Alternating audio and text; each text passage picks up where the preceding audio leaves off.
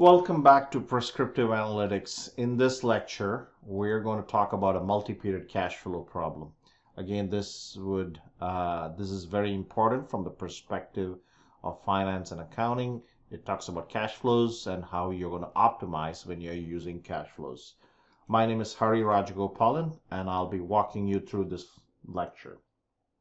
So let's take an example of Taco Viva, a small but growing restaurant chain specializing in Mexican food.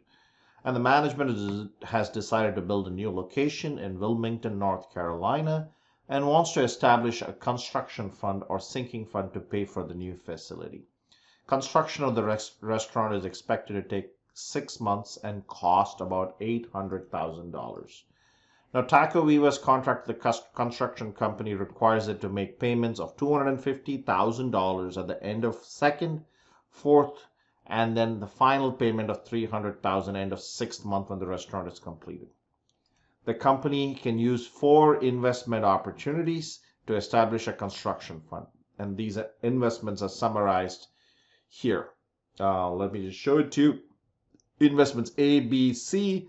When they are available, maturity, and here's the yield. So investment A, 1.8%, it matures every month. Investment B, every 2 months, and it's available only in 1, 3, and 5. Investment C, in 3 months, 5.8%, and investment D is 6 months to maturity, available only in the first month is 11%. So one of the things which you need to understand with this multi-period cash flow, a lot of students struggle with this problem, is that in this particular case, the company needs about $800,000 over 6 months. And the easiest and the most inefficient way to do it would be to save that $800,000 and keep it aside, and then essentially pay it off. So $250,000 end of month, I think it's month 2, and then month, I believe, let me see, $250,000 end of second month, $250,000 in the end of fourth month, and $300,000. But essentially then you're locking away $800,000. It is possible using these investments to lock away a smaller amount, make them earn some money with these yields, and then pay off the $800,000. So that's also possible, and we are trying to figure out, we are not trying to, a lot of times students look at this problem and they go, we want to maximize our returns. You're not trying to maximize your returns here. You're trying to minimize the amount you're putting away in the first month so that you get your $800,000 at the end of 6 months, or you get end of 2, 4, and then 6, you get those amount of money, and you kind of get on with your business. Now, not all cash flow problems are this way. There are other cash flow problems where you'll have to maximize your return, but not in this one. So let's look at this here. Let's look at the months. I'm just going to draw it out for you to visualize the problem. So beginning of month 1, these are all, you have beginning of month 1, 2, 3, 4, 5, 6, and then beginning of month 7 is the end of month 6.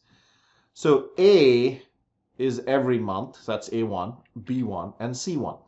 This, and of course then D1. These are the 4 things available at the beginning of the first month. And we have to minimize the amount put in here. This is the total amount we're investing, and we want to put the minimum amount such that when we are done here, end of month 2, which is beginning of month 3, we get $200,000. End of month 4, which is beginning of month 5, we get out of the $250,000, and $300,000 here, right? So here's what we have, and so now let's look at the formulation, okay? So here's a table which talks about your inflow and outflow.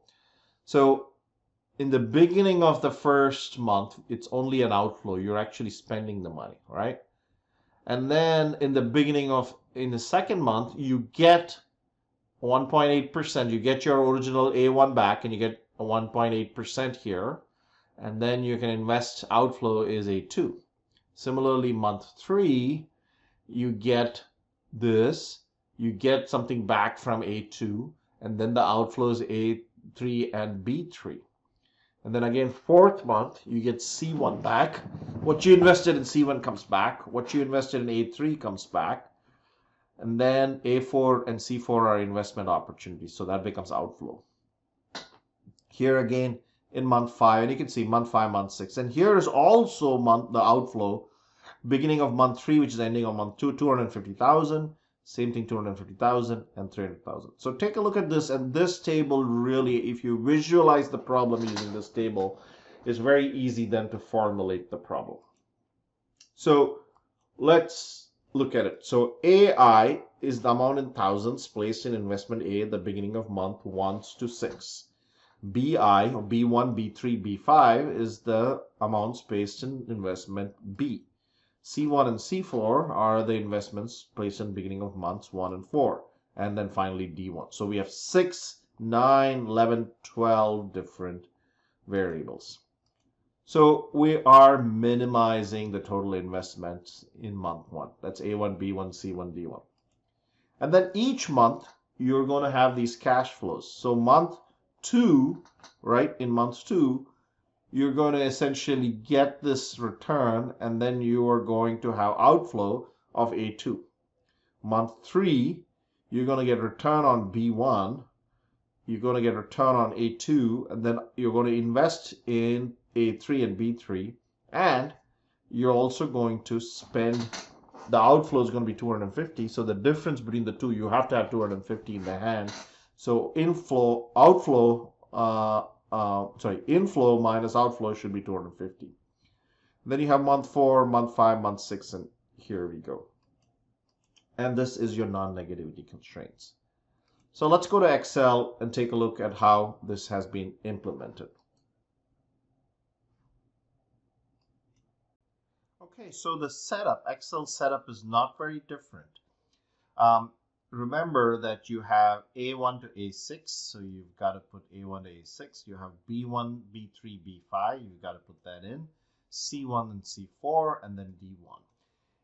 For your objective function, you have A1, B1, C1. So A1 is 1, A2 to A6 is all left blank and 0. B1 is 1. These are all 0. C1 is 1, C4 is 0, and then, so as you see, a lot of times students go, well, how do I do this, right? And you basically put 0 or leave the parts, the variables which don't have a coefficient as blank, right? And so you do the same sum product, right? And then you follow this setup, 1.08 A1 minus A2. And when you say minus A2, that's minus 1. Second one is 1.035 B1, so you put 1.035 here. 1.018 A2 minus A3 minus B3, and that's equal to 250,000, and that's what we have here. So you're just going to follow the same rectangular setup you have. You solve. It's not very different. It's not rocket science. Now that you've done it for 5, 6 problems, including other practice problems, you should know this like the back of your hand. So I'm not going to go over the setup, this rectangular setup, because we have done this many times. So let's look at the same cash flow problem, but we look at it from a perspective of having risk. So for this problem, the investments are going to be 241,237 in A, in B, nothing in B, 500,000 in B, and nothing in C. So you're investing about 741,363, and you end up paying 800,000. So you save about 58,700 or 630 something dollars, and that can be used for more productive use, and so you don't have to save $800,000. Let's move on to the next. So a modification to this problem is the CFO wants to assign risk ratings to each of these investments, scale from 1 to 10, 10 being maximum risk, and the CFO wants the weighted average risk not to exceed 5. So here are the investments, and you can see C is probably the most riskiest with a risk rating of 8, D is the next riskiest, and A is probably the safest. So let's look at this problem. Your decision variables don't change, your objective doesn't change, but you're going to add a set of new constraints which allows the risk weighted average to be 5. So let's look at these constraints. So the weight multiplied by how much you're actually investing 1 multiplied by A1 plus 3 multiplied by B1 plus 8 multiplied by C1, 6 multiplied by D1. This is the weighted sum, right? And this is the total amount you're investing. So if you take this and multiply it times 5, or the ratio between these two is less than or equal to 5, that's your weighted average. So what we need to do is to take A1 plus B1 plus C1 plus D1 out here, multiplied by 5, and then move the whole thing so it's subtracted. So also, and I'll show you how to move the formulas, rewrite the formulas so that there is no division, and that all the variables come on the left hand side and all the numbers come on the right hand side. But let's look at month 2. You'll notice that here it's A2, 3B1, C1, and D1. So we're looking at all the bonds which are active during that particular month. So A1 is done, right? You get your return. So it's A2, B1, C1, and D1 here. In month 3, we have A3 and B3. C1 and D1 are still active. Month 4, C1 now is already matured, so we have A4, B4, C4, and D1. Month 5, and then here is month 6. So make sure when you're looking at these constraints, understand why they have been changed. So now let's go to walk through how we are going to look at reworking the equations. So here are the equations, and let me get my tablet ready. All right, so we have A1 plus 3B1 plus 8C1 plus 6D1, which is less than or equal to 5A1 plus 5B1 plus 5C1 plus 5D1. How do I get that? I'm just taking this and multiplying both sides with A1, B1, C1, and D1. Similarly, in month 2, you will take A2, B1, C1, and D1, and you'd move it there, okay? So now we're going to subtract both sides with 5A1 from this, right? So we're going to have minus 4A1 minus 2B1, because it's 5. 1 minus 5 is minus 4. 3 minus 5 is minus 2. 8 minus 5 is plus 3. 6 minus 5 is plus 1. And that'll be less than or equal to 0. All right. And you're going to do that for month 2, month 3, month 4. And you'll end up with, here are the risk constraints that you're going to end up with. All right. So once you do that, note that each coefficient is equal to the risk factor for the investment minus the 5. So 5 is the maximum allowable weighted risk. So let's go to Excel, and we can look at how that is implemented and look at the answer. Okay, so here we have, and I'm just going to open up the analytical solver also.